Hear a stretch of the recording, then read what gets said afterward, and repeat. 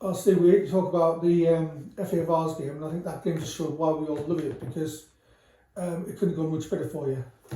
No, it turned out to be a relatively comfortable, straightforward result, which I think speaks more about us than Sheerwater. We'd watched a lot on Sheerwater, spoke to a few people, knew that they were a dangerous side that are doing well in their league, so we had to be at our best, and I'd say we got pretty close to it. Yeah, and I mean, I think it helped you be able to put one of your strongest sides out, because not only was the 11 good, but your bench was good as well. Yeah, it was strong 16, had to leave a few people out of the squad altogether, which is always difficult, but yeah, you know, I guess justifiable when you get the result like that. I think, with the exception of the long-term absentees, which would obviously be Feezy, Kaz and Nathan Mosley, I think Matt Black is the only guy currently in short-term injury. Obviously Bentley being suspended meant we had to change the goalkeeper. Cam done well, but yeah, we had a strong group to pick from. Probably about 20 players to pick from. It's just from good position. So, I mean, you mentioned last week that I don't know if you said it on camera, but you did say how you managed to get a little bit of information on them. And I mean, do you feel happy with what you got, how you played it out? Because you always had a game plan, and look like that worked. Yeah, no, we did have a game plan. We did extensive research. We had multiple videos, and myself and Wayne actually went and watched them on Tuesday, the Tuesday prior. They had a league, a cup game, and we felt we understood what they were good at, and we felt we understood where we might be able to hurt them a little bit. They pretty much set up how we thought they would. There was a couple of personnel changes. It's always the way with football at this level. You can never really count your chickens on team selection, but I thought they, you know, they started relatively well, and it looked like it could be quite an even game, but the goal come after 10 minutes, and that kind of knocked them back a little bit. I felt. It did, because I mean, the first 10 minutes, it seemed to be, this might be an evenish game, because they had a lot of ball. They did, yeah. But even during that 10 minutes, we were the one creating all the chances, and eventually Rose scores a really well worked goal. Yeah, it's a fantastic goal. I just think at the moment we are carrying a significant goal threat. I think that's the 7th time this season we've scored 3 goals or more. Yeah, well, the last 4 games we've scored 12 and conceded 2. Yeah, and that's encouraging, because, you know, previous round going into Rust Hall, I think we only scored 1 in 4 or something. So it's something we've worked on in training, the best that we can. Trying to give the boys. We've got a lot of good ball carriers, and when they're in full flight, it's fantastic. But sometimes we don't move the ball quick enough. I thought the first goal was an example of us doing both really well, because there was some carrying the ball. It's come from their free kick into our box. Mo's won the header. Lucas has picked it up. He's carried the ball. Then there's a 4-man interchange of passing. Nice, quick, crisp passing. And it's ended up with Rory getting through, good time run, very calm finish, and you could see that really knocked Sheerwater back. I mean, they didn't down tools, but it kind of knocked them. Because after that 10 minutes, so it says, we then just had the ball so much more, and you know, we looked comfortable from then on, and then, you know, 20 minutes again, Reg scores and scores, and again it's another well created goal. I just always feel like it's always a bit of a conundrum. What half do you want to defend, stroke attack first at the Den? Because on the one hand, there's the kind of mindset, let's defend the slope first, get it out of the way. But then on the other hand, it's fantastic to attack the south stand, because you know you generally, that's where you get the noise. Sometimes it can be, it's a little bit difficult when you're attacking down the hill, because there's literally no one there, and you know it just doesn't quite have the same atmosphere. So going up the hill, as it turned out, I think Sheerwater won the toss and spun us round. So we were attacking you guys first half, and yeah, allowed us to get up ahead of steam. Second goal, I think, was about the half-hour mark. And that was another great move. Joffy and Reg interchanging passes, and Reg has finished it really well.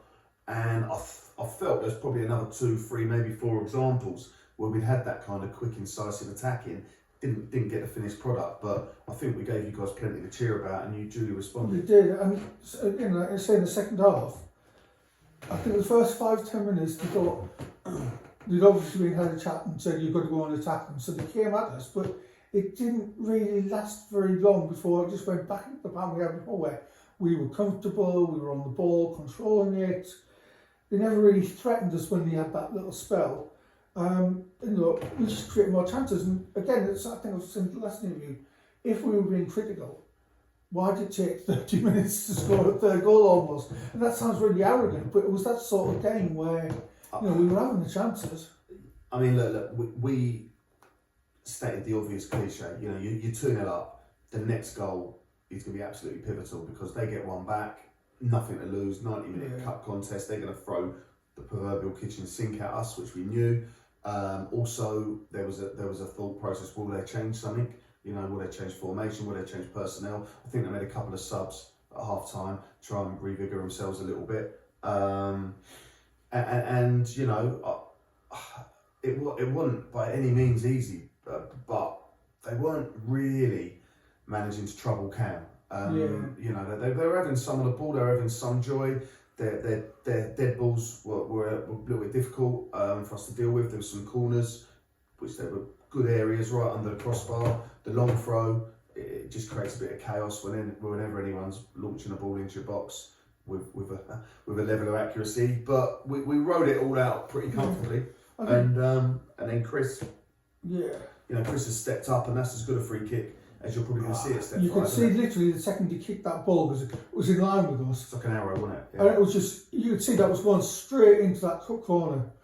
Because we'd all stupidly said, top bins, top right or left, top bins like that. Yeah. And he did. It was just such a pinch of a free kick. Well, we haven't exactly covered ourselves in too much glory with our dead ball efforts this season, whether they're corners or free kicks. So to see that one go in, I mean, there was a massive relief there because for me, I think that was just on the hour mark, maybe just a touch up. And for me, that was then, look, they're not coming back from this, with the greatest respect. And I actually felt, if we hadn't have been wasteful, and their keeper did well, we probably could have had a couple more. I would have loved to see, Trev come on and he had one chance where he's one-on-one with a goalie. Goalie's made a save. I think D, on another day, possibly would have got a hat-trick. Well, his goal in the end, that just looked like he was determined he was going to score. He kept going.